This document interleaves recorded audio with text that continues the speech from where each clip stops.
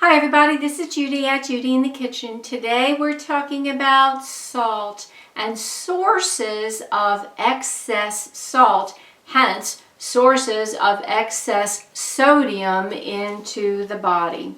Now, as I said in the earlier video, sodium is necessary for proper functioning in the body. The problem is we take in too much salt, and hence we have an overdose of sodium in the body, which is not good for the health. So, sources of excess salt.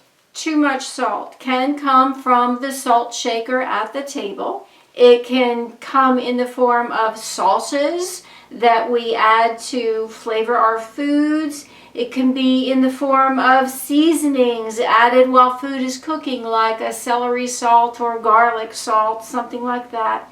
It often comes from boxed foods with prepackaged seasonings in them, processed meats like deli meats and corned beef, something like that. Or it could even be turkey that had a brine injected into it that's going to have a lot of salt in there.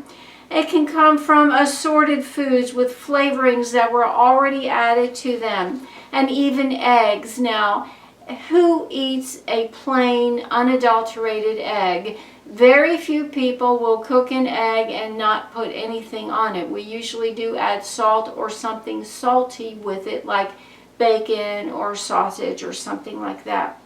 Soups, whether they're homemade, but especially the canned ones, are going to be naturally high in sodium because manufacturers like to put a lot of salt into that canned soup. Breads, sandwiches, snack foods potentially have a lot of salt in them, like chips and pretzels, popcorn, snack mixes, and crackers.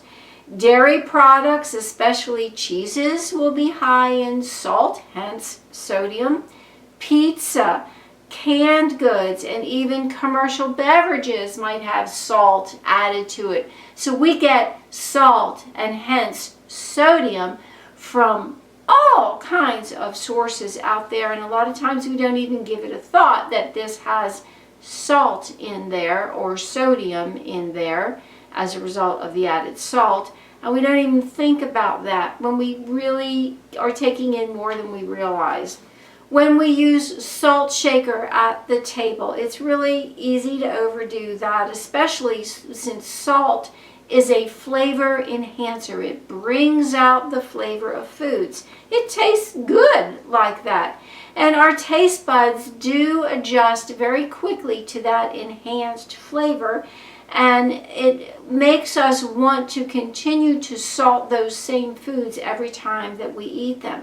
If we're not careful, we can increase the amount of salt that those foods get every time we eat them, or over time increase the amount of salt without realizing it, because we get used to that taste of the added salt in there and we expect it, and it becomes somewhat addictive after a while, where we really don't want the food without it. We are used to that saltiness flavor in there and we want it. What makes the problem even worse is today so many people rely on processed foods for most of their meals, or included in most of their meals. And those foods usually have a lot of salt already added to them, not only for flavor, but that salt can be added as a binder, a stabilizer, and even a preservative, because bacteria cannot survive in a high salt environment. So food manufacturers will add a good bit of salt to their foods for a number of reasons, and they also know that it is addictive in that respect, because we get used to that flavor and we crave that flavor. We want that flavor. So we often will repeat the process and buy this food and eat this food routinely on a regular basis. That makes the food manufacturers very, very happy, because we keep buying their products over and over again. Most Americans eat at least a teaspoon and a half of added salt a day. Now that teaspoon and a half isn't necessarily coming from the salt shaker at the table. It can be in all the foods that I've mentioned prior that we get that teaspoon and a half. Even if you eat processed foods and don't add much at the table with the salt shaker, you're still getting a lot of food. And that teaspoon and a half of salt doesn't sound like much, but it contains about 3,400 milligrams of sodium. That's way more than the body needs. We only need about 500 milligrams of sodium a day for our proper functioning that we use sodium for. And the problem comes when we start getting this overload of sodium, and it starts creating some detrimental effects to our health. So bear in mind that a teaspoon and a half doesn't sound like much, and you may not be getting it from the salt shaker. You may be getting it from all the processed foods, the restaurant fare, the canned foods, things like that you're using without even using the salt shaker. Another thing to know is that different types of salt have different amounts of sodium in there. For instance, I use Cronometer.com quite a bit, and it's a free resource that all of us can use. I've done a couple videos about how to use Cronometer. If you go in there and you type in different types of salt, you'll see that they yield different types of sodium for the same amount. Here's an example. We're talking about a teaspoon per teaspoon.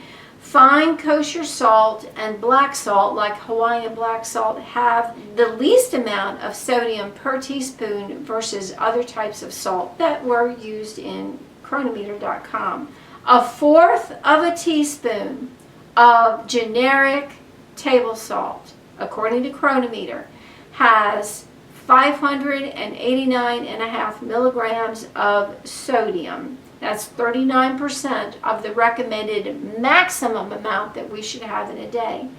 A fourth of a teaspoon has more sodium in there than what you need in an entire day to function. But that does not take into account the amount of sodium that you get that's naturally occurring in your food, which is really enough to sustain you. So that's 589.5 milligrams extra that you're actually getting. So for the sake of our health, we should make a conscious effort to bring our salt intake down, not only reducing the salt shaker bit, but reducing your intake of restaurant fare and boxed foods and canned foods that have salt in them, and processed foods of other types like meat that has been brined and poultry that has been brined and deli meats and things like that that have salt in there that you don't even realize. If we focus on whole foods in their natural form without adding salt to them, we'll get enough sodium to meet our metabolic needs quite well. I do hope this helps you out. There's a lot more to come on this subject. Let me know if you have any questions or comments below. Take care and bye for now.